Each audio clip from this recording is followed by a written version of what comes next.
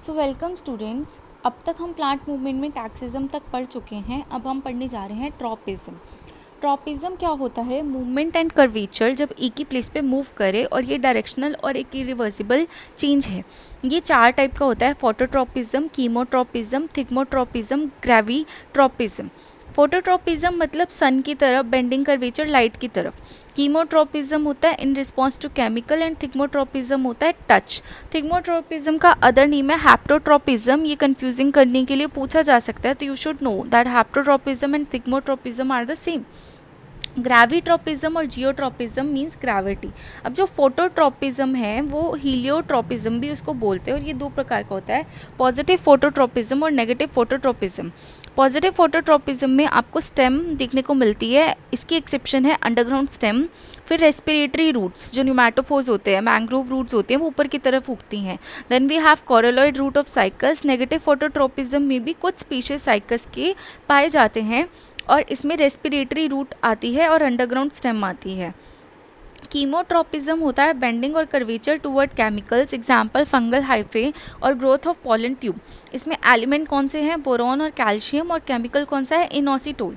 Then we have thigmotropism और haptotropism in response to touch और support tendrils of cucurbita and passive flora, इसका example है।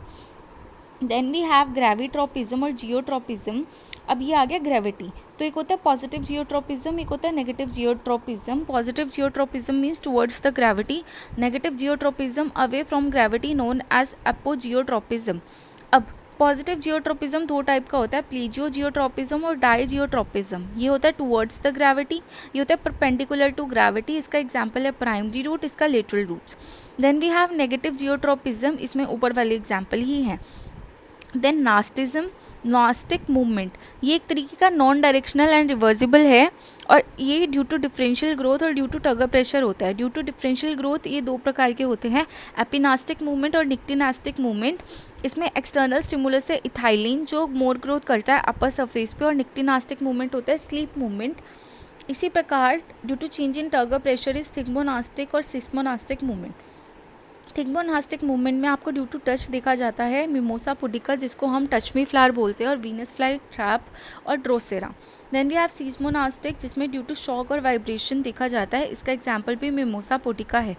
निक्टिनास्टिक और sleep movement को हम डायर्नल चेंजेस बोलते हैं, क्योंकि ये 2 प्रकार के होते हैं, प्लस डे में अलग चीज़ शो करते हैं और नाइट में अलग रिस्पॉन्स शो करते हैं। Photonyctinastic and thermonyctinastic, sleep movement due to light और sleep movement due to temperature. अब फोटोनिक्टिनास्टिक में है प्रेयर प्लांट, और थर्मोनिक्टिनास्टिक में है flower of tulip and crocus sativa, जिसको हम केसर बोलते हैं।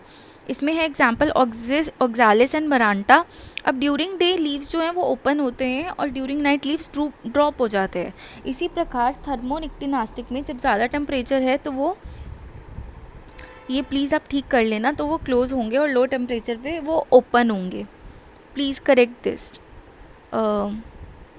Then we have physical, mechanical or vital movement. These movement occur in non-living part of plant, depend upon pressure or absence of water. ये 2 प्रकार के होते हैं: 0 kg और हाइड्रो kg।